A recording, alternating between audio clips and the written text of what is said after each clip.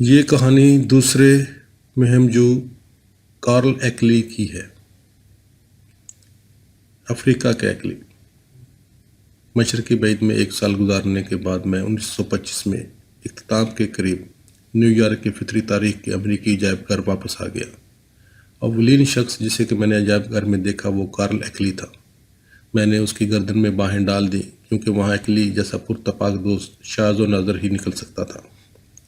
میں نے اس سے پوچھا، کہو ایکلی، اچھے تو ہو؟ تم کہیں سے آ رہے ہو یا جا رہے ہو یا یہیں ٹھہرے ہوئے ہو؟ اس نے کہا، میں جلد ہی روانہ ہو رہا ہوں۔ 1 مہینہ میں ہم بذریعہ جہاز برطانوی مشرقی افریقہ میں روانہ ہو جائیں گے۔ اس کی جنگ بہت ہی طول پکڑ گئی تھی، مگر آخرکار افریقی حال کامیابی سے ہمکنار ہو چکا ہے۔ آؤ میرے کمرے میں چلو۔ میں اوپر ایک بڑے ہال کی نیم روشنی میں گیا جہاں کہ ایکلی اپنا کام کیا کرتا تھا۔ مجھے ایک ہاتھی کا بڑا اور بورا قالب نظر آ رہا تھا، بالکل زندہ انسانوں کی طرح 2 افریقی آدمی 2 غضبناک ببر شیروں کی طرف بڑھ رہے تھے۔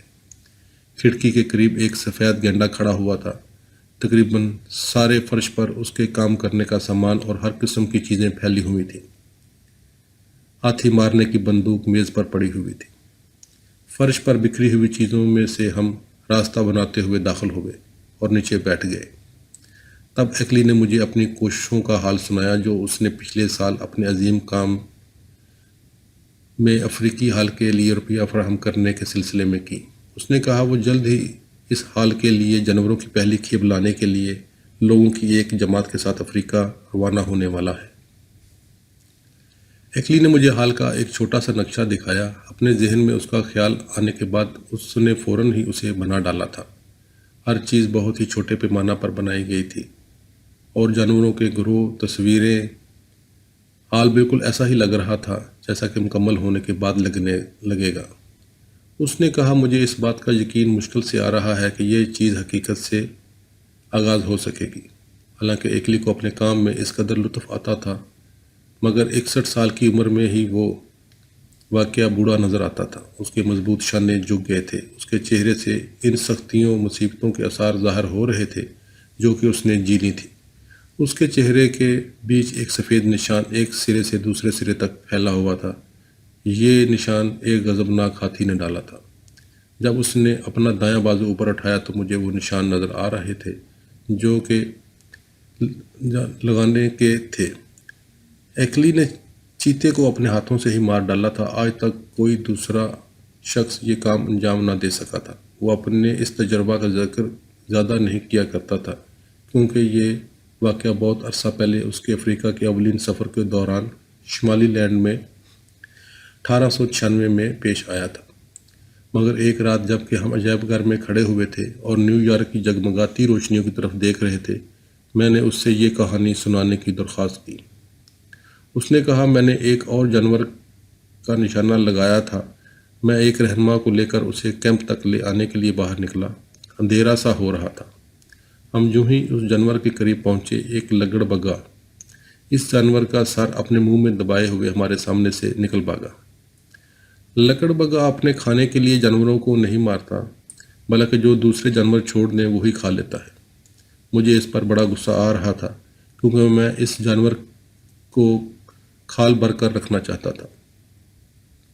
کیمپ واپس آتے ہوئے میں نے ایک کالی شکل کو درخت کے پیچھے بھاگتے ہوئے دیکھا۔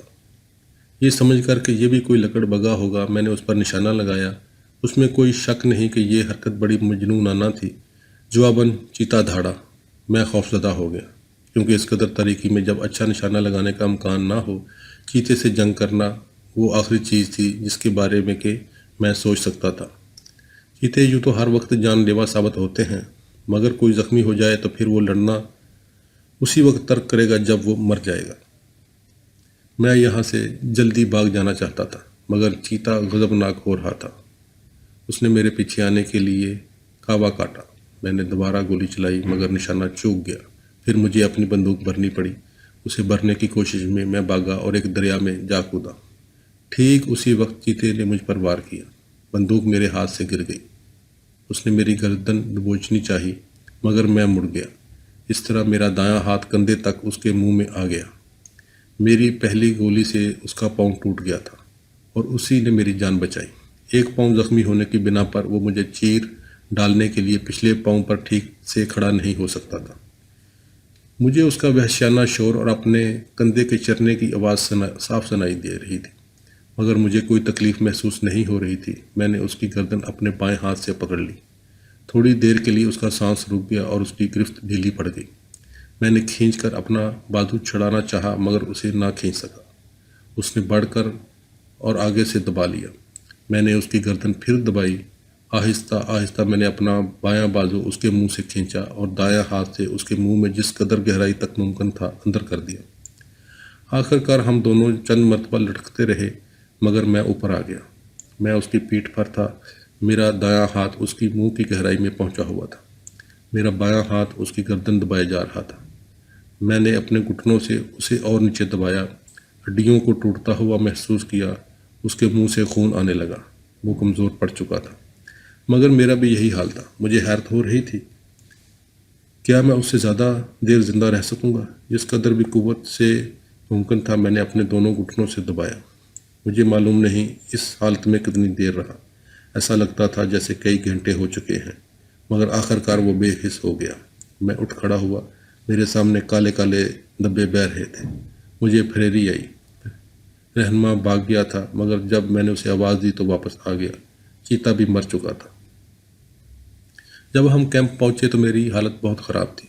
میرا بازو چرے ہوئے گوشت کی مانند نظر آ رہا تھا۔ میرے کپڑوں میں سے جو کچھ بچ سکا تھا اس میں سے خون بہہ بہہ کر آ رہا تھا۔ لوگ رات کا کھانا کھا رہے تھے۔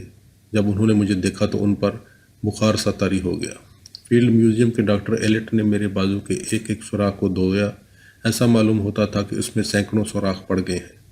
اسے اس قدر پانی استعمال کرنا پڑا کہ جب پانی ایک سوراخ میں جاتا تھا تو دوسرا سوراخ نظر آ جاتا تھا۔ اس کام کے فارغ ہونے سے پہلے میں نے یہ خواہش ظاہر کی تھی، کاش چیتا جی جاتا، مگر بخار بھی نہیں آیا۔ اکلی کا خواب۔ جب کہ ہم ایکلی کے چھوٹے سے دفتر میں بیٹھے ہوئے باتیں کر رہے تھے اور نیو یارک کے بازاروں کا شور ہمارے کانوں میں آ رہا تھا، ایک افریقی حال ایک اور ہی دنیا کا حصہ معلوم ہو رہا تھا، مگر میں یہ جانتا تھا کہ یہ ایکلی کے ذہن میں زیادہ دور نہیں اور وہاں کے اولین سفر کے بعد اتنا ہی قریب ہے۔ اکلی کا بڑا مقصد تھا کہ اس نامعلوم دنیا کو ممالک متحدہ کے لوگوں کے لیے زندہ حالت میں لے آئے۔ افریقی حال وہ بلند ترین مقام تھا جس کا خیال تقریباً 30 سال تک ایکلی کی زندگی کے ہر گھنٹہ میں اس کے ذہن پر چھایا رہا۔ اب وہ خواب حقیقت کا جامہ پہننے ہی والا تھا۔ در حقیقت اس کا بیشتر حصہ تو پہلے ہی پایا تکمیل کو پہنچ چکا تھا۔ آج فطری تاریخ کے کسی بھی اچھے عجائب گھر میں چلے جائیں، آپ کو تماش بین جتنے بھی مناظر میں دلچسپی لیتے ہوئے نظر آئیں گے۔ آپ ان چھوٹے چھوٹے لڑکوں کی باتیں غور سے سنیے جو بڑے بڑے ہاتھیوں کو دیکھ کر حیرت زدہ ہو رہے ہوں۔ تماش بینیوں کی باتیں سنیے جو جانوروں کے پچھلے حصے میں خوبصورتی سے نقش کیے ہوئے مناظر کو دیکھ کر اور ماؤں کو اپنے بچوں کی دیکھ بھال کرتا ہوا دیکھ کر تعجب کر رہے ہو۔ ایسے لوگ کارل ایکلی کو احترام کی نگاہوں سے دیکھتے ہیں۔ ایکلی کے زمانہ سے پہلے عجائب گھر میں ہاتھی بھی ایک سادہ سی دیوار کے چوکور پتھر پر کھڑا رہا کرتا تھا۔ شاید 1 یا 2 لوہے کی سلاخیں فرش پر گڑی ہوئی تھی تاکہ جانور گرنے سے بچ سکے۔ یہ سارا منظر بے جان نظر آتا تھا۔ یہ ایکلی ہی تھا جس نے جیب خانہ کے حیوانات کو زندگی بخشی، بلکہ اس سے بھی کچھ زیادہ ہی کر دیا۔ اس نے انہیں اپنے وطن کے حقیقی مناظر کے درمیان رکھا۔ اس تبدیلی کو پیدا کرنے میں اسے زبردست محنت اور قوت صرف کرنا پڑی۔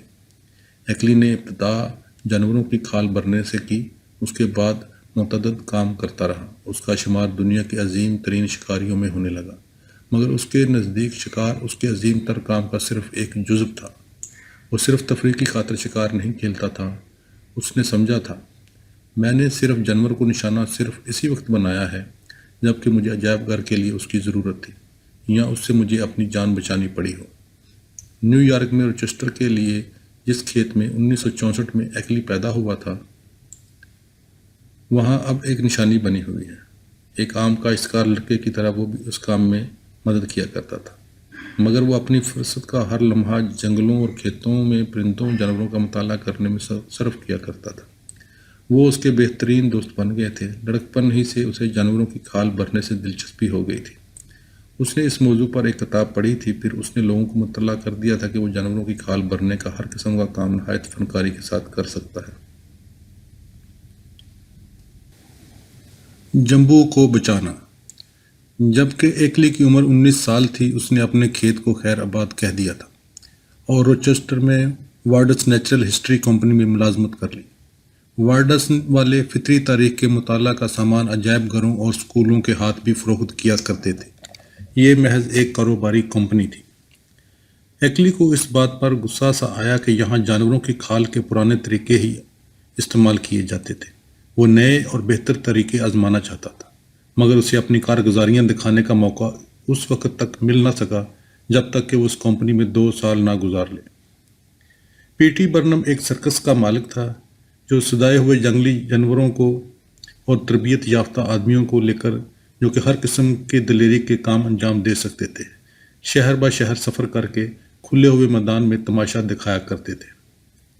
1885 میں اس کا مشہور ہاتھی جمبو ریل گاڑی سے ٹکرا کر مر گیا۔ برنم چاہتا تھا اس ہاتھی کی نمائش کو جاری رکھے۔ مسٹر دارڈ نے ہاتھی کو تیار کرنے کا کام ایکلی کے سپرد کیا۔ یہ کوئی خوشگوار کام نہ تھا۔ ہاتھی کی لاش 1.5 دن تک تیز دھوپ میں پڑی رہی تھی۔ انتہائی کوشش کے بعد ایکلی نے ایک مددگار کے تعاون سے اس کی کھال ٹکڑے ٹکڑے کر کے اتار دی۔ برنم چاہتا تھا کہ جمبو سرکس کے ساتھ اور بازاروں میں گھومے جس طرح اس وقت گھوما کرتا تھا جبکہ وہ دنیا کا مشہور ترین زندہ ہاتھی تھا۔ برنم کی یہ بھی ایک خواہش تھی کہ جب 5 مہینے بعد سرکس کا موسم شروع ہو تو وہ جانور اس کے افتتاح کے لیے اسے تیار ملے۔ اہم ترین کام جو اسے درپیش تھا یہ تھا کہ کھال اس قدر ہلکی ہو کہ اسے آسانی سے دھکیلا جائے۔ اس کے ساتھ ساتھ وہ اس قدر مضبوط ہو کہ بارش اور خراب موسم کا مقابلہ کر سکے۔ دوسرے کھال بھرنے والوں نے جواب دے دیا کہ یہ کسی طرح ممکن نہیں ہے۔ ایکلی کو بڑی خوشی ہوئی کیونکہ یہ اس قسم کا مسئلہ تھا جس کی اسے تمنا تھی۔ اس نے لکڑی اور لوہے کو ملا کر ہاتھی کا مجسمہ تیار کیا۔ اس پر لکڑی کی پتلی پتلی چپیں چپکا کر اسے بالکل جمبو کی طرح سے ملا دیا۔ ایکلی نے اس کی کھال منڈ دی۔ یہ کام اس نے بہت ہی خوبصورتی سے انجام دیا۔ اس طرح بڑے جانوروں کی کھال بھرنے کے لیے ایک نئے طریقے کی ابتدا ہو گئی۔ جمبو وقت پر تیار ہو گیا اور سرکس کے ساتھ کئی سال تک سفر کرتا رہا۔ ایکلی اس کے بعد 1 سال تک اورورڈ کمپنی میں رہا، پھر اس نے مل وارڈ کی واقع وسکانسن کے عجائب گھر میں ملازمت کر لی۔ اس کا نوجوانی کا زمانہ ایک منصوبہ یہ بھی تھا کہ وہ کالج میں سائنس کی تعلیم حاصل کرے، مگر اس میں ایک اور خواب ابھر رہا تھا جسے کہ وہ ساری عمر نہ بھول سکا، یعنی جانوروں کی کھال بھرنے کو حقیقی فن بنا دینا۔ اس نے محسوس کیا کہ کالج کی زندگی اس کے لیے موزوں نہیں تھی۔ میل وارڈ کے عجائب گھر میں اس نے چھوٹے چھوٹے جانور تیار کیے اور انہیں اصلی منظر میں پیش کیا، جس طرح وہ فطری ماحول میں پھولوں، چھوٹے چھوٹے سے درختوں اور پودوں میں زندگی گزارتے تھے۔ ایک گروہ جو اس نے تیار کیا وہ اپنی نوعیت کا اولین گروہ تھا جس میں ان کے مجسموں کے پیچھے نقش کیے ہوئے مناظر تھے، جن سے یہ ظاہر ہوتا تھا کہ یہ جانور حقیقتاً کس طرح زندگی گزارتے تھے۔ مل وارڈ کی میں 8 سال تک ملازمت کرنے کے بعد 1894 میں جبکہ اس کی عمر 30 سال تھی، اسے لندن میں فطری تاریخ کے برطانوی عجائب گھر میں تیاریوں کے عہدہ کا چارج سنبھالنے کی پیشکش کی گئی۔ یہ بڑا عجیب و غریب موقع تھا، مگر انگلستان جاتے ہوئے وہ شکاگو کے لیے فیلڈ میوزیم میں رک گیا۔ ڈاکٹر جی ڈی ایلیٹ نے اس سے کہا کہ وہ یہیں رک جائے اور عجائب گھر کے لیے نئے میملز تیار کرے۔ ایکلی نے اپنے لندن کے ارادے کو تبدیل کر دیا اور فوراً ہی نئی ملازمت پر کام شروع کر دیا۔ 10 سال بعد وہ ڈاکٹر ایلیٹ کے ساتھ بذریعہ جہاز افریقہ کی اولین مہم پر روانہ ہو گیا، جس سے کہ بعد میں اسے بڑی محبت ہو گئی تھی۔ ایکلی کو انتہائی خوشی ہوئی کہ آخرکار ان جانوروں کو دیکھنے کا موقع مل جائے گا جنہیں کہ وہ عجائب گھر کے لیے تیار کرے گا۔ اسے تازہ ماری ہوئی لاشوں کا مطالعہ کرنے اور ان کی بذات خود پیمائش کرنے کا موقع مل جائے گا۔ اس کا عقیدہ تھا کہ بنفس نفیس اس طرح مطالعہ کے بغیر وہ ان طریقوں پر عمل پیرا نہیں ہو سکتا تھا جن کا کہ وہ جانوروں کی کھال بھرنے کے فن کے مستقبل کے بارے میں خواب دیکھا کرتا تھا۔ اس مہم کے دوران اسے چیتے کے ساتھ تجربہ پیش آیا تھا۔ اس کی زبردست طاقت اور حوصلہ نے اسے تعجب انگیز حد تک مختصر وقت میں دوبارہ صحت مند بنا دیا۔ بشمول اس تجربے کے ایکلی نے ہر تجربہ کو قبول کیا، اس پر غور و خوض کیا اور اس سے جو سبق حاصل ہوا اسے جنگلی جانوروں کے بارے میں اپنی اپنی معلومات کا جزو بنا دیا۔ دن بدن حیوانات کے بارے میں اس کی رائے اور محبت میں اضافہ ہوتا گیا۔ ایسا لگتا تھا جیسے وہ ان کے ذہنوں میں اتر کر ان کے خیالات کو سمجھ سکتا ہے۔ یہ کام صرف وہی شخص انجام دے سکتا ہے جو ان سے حقیقتاً محبت کرتا ہو۔ یہی وجہ ہے کہ وہ اس قدر زبردست شکاری بن گیا۔ افریقہ کے تجربات۔ پہلی ہی مہم نے ایکلی کے دل میں افریقہ کی محبت پیدا کر دی۔ اس نے طے کر لیا کہ اب اس کی زندگی کس کام میں گزرے گی۔ افریقہ میں اس نے حیوانات کو دنیا کے ابتدائی ادوار کی طرح زندگی گزارتے ہوئے پایا۔ اس نے ایسے لوگ بھی دیکھے جنہوں نے کبھی سفید فام انسان کو نہیں دیکھا تھا۔ اپنی وفات کے دن تک ایکلی نے ہر ذی روح کا تجربہ، چاہے وہ انسان ہو یا جانور، بالکل صاف اور کھلے ہوئے ذہن کے ساتھ کیا۔ وہ کسی انسان یا جانور کو صرف اس کی ذاتی قدر و قیمت کی بنا پر پسند کیا کرتا تھا۔ اسے ہاتھیوں سے بڑی دلچسپی پیدا ہو گئی تھی کیونکہ وہ اسے عقل مند، محبت کرنے والے، سمجھدار نظر آئے تھے۔ اس نے چیتوں کو کبھی پسند نہیں کیا کیونکہ یہ ہر قسم کی مردہ چیز کو کھا جاتے ہیں۔ وہ شیر ببر کو نفیس جانور تصور کرتا تھا۔ گینڈوں کو دیکھ کر تو اسے ہنسی آ جاتی تھی۔ لوگوں کو ایکلی نے بتایا کہ گینڈے کا شمار انتہائی خطرناک جانوروں میں ہوتا ہے۔ وہ بہت بڑے ہوتے ہیں اور انسان کی طرف بغیر کسی وجہ کے جھپٹ پڑتے ہیں۔ اگر کوئی انسان ان کی گرفت میں آ جائے تو اس کی موت یقینی ہو جاتی ہے۔ ان کے ساتھ تو بس یہی کرنا چاہیے کہ انہیں بغیر کسی موقع کا انتظار کیے ایک دم گولی کا نشانہ بنا دیا جائے۔ بہرحال ایکلی کا خیال تھا کہ گینڈے کی حرکات بالکل احمقانہ ہوتی ہیں۔ وہ لوگوں کی باتوں کو زیادہ اہمیت نہیں دیتا تھا۔ کچھ عرصہ بعد ایکلی کو پتہ چلا کہ گینڈے کا دماغ زیادہ نہیں ہوتا۔ اس کے حواس خمسہ میں صرف ایک ناک ہی ٹھیک ٹھاک کام کرتی ہے۔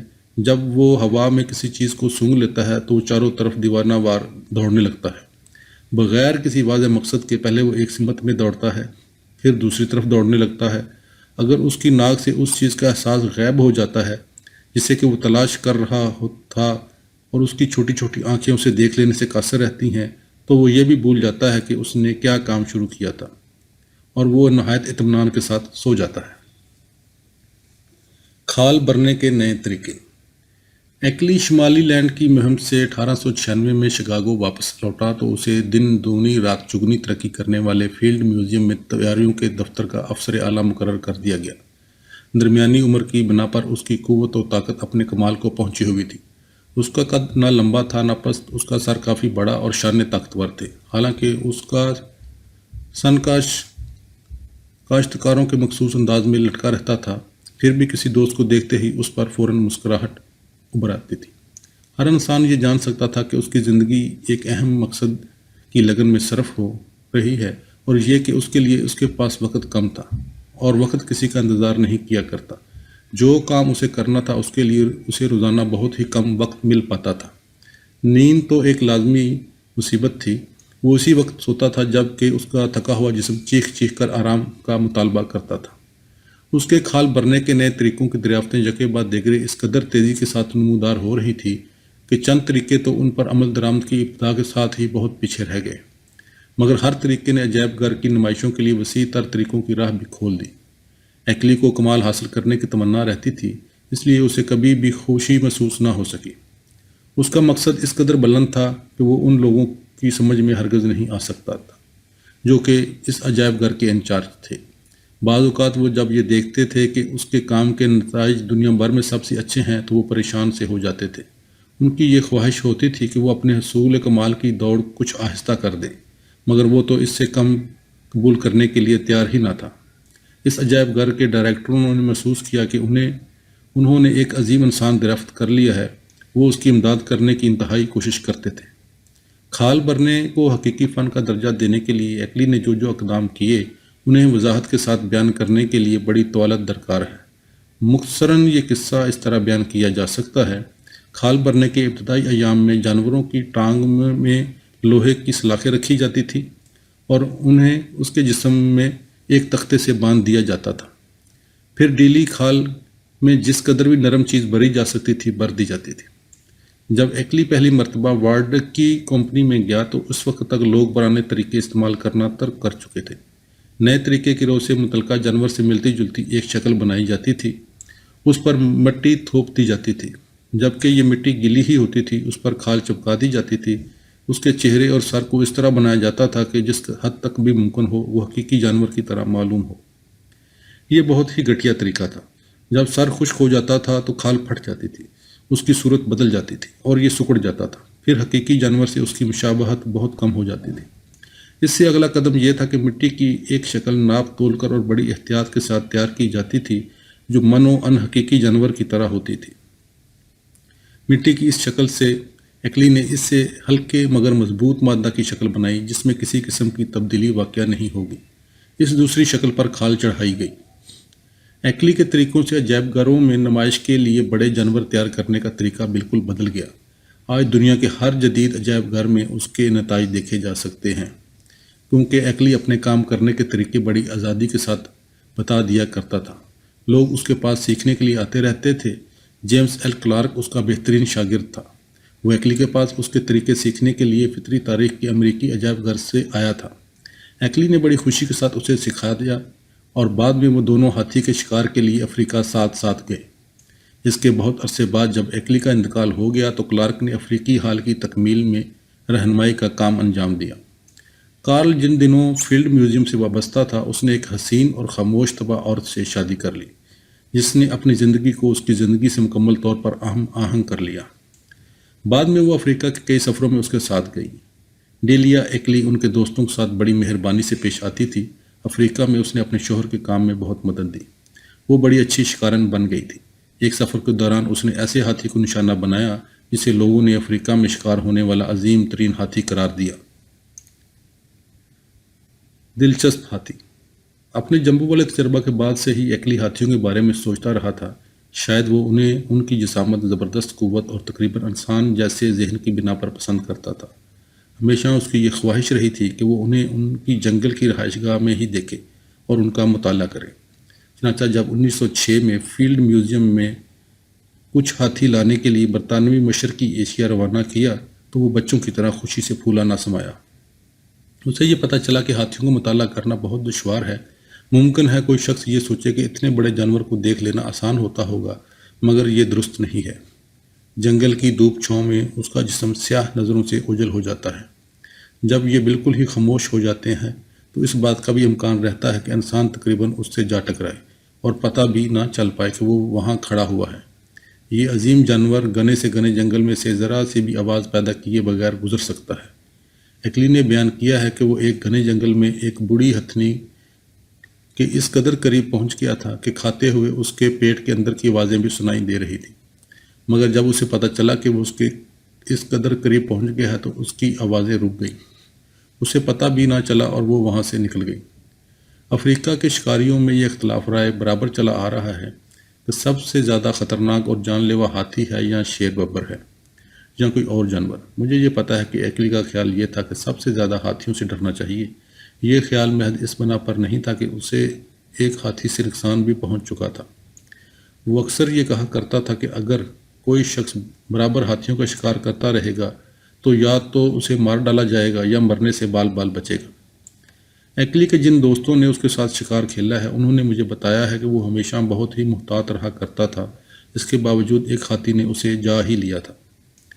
یہ واقعہ کوہ کینیا کی کافی بلندی پر پیش آیا تھا۔ ایکلی 3 بڑے بڑے ہاتھیوں کے قدموں کے نشانات کا تعاقب کر رہا تھا۔ صبح سویرے ہی وہ اسے ایک جنگل میں مل گئے۔